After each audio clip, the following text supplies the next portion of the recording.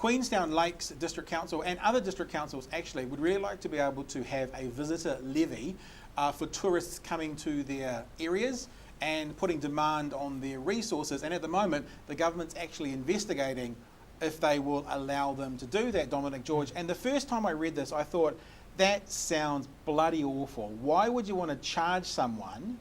It sounds like a surcharge on Boxing Day to go to a cafe. Yeah. Why would you charge someone extra to come to your region?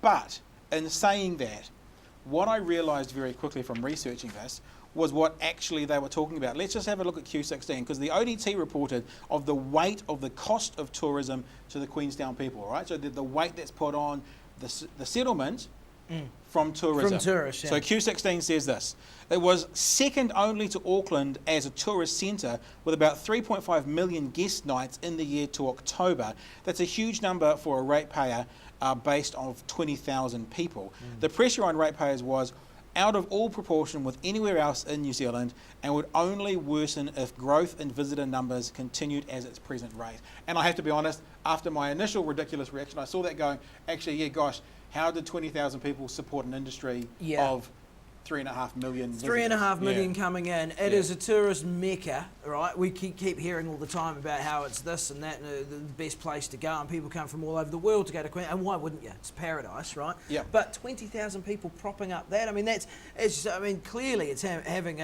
it's going to have an effect on infrastructure. It's going to have an effect on all sorts of different things. Utilities, the whole works. But that's what it is. It's the infrastructure, and it's because we're not talking about burger joints, because the business will pay for that. But public toilets. No, that's it. You know, all those things. That's what ratepayers pay for. Because the town's pretty set up for 20,000 residents. Yeah. It's not set up for 20,000. Oh, plus the 3.5 million that we have coming through. So you divide that up into whatever it is per month, say a week or whatever. So it's probably not actually built for that. So massive constraints. It shouldn't really fall on the ratepayer. You choose to live in and if you're able to live in a place like Queenstown, good luck to you. That's awesome.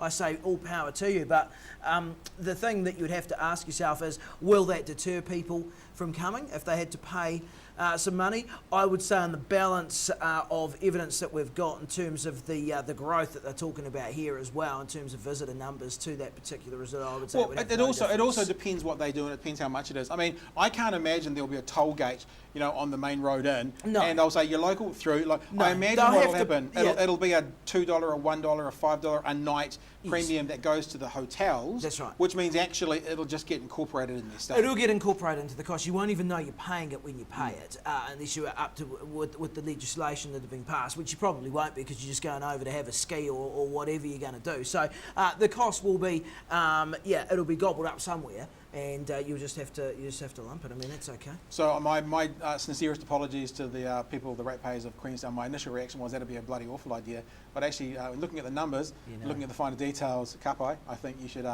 get into it. Charge them more.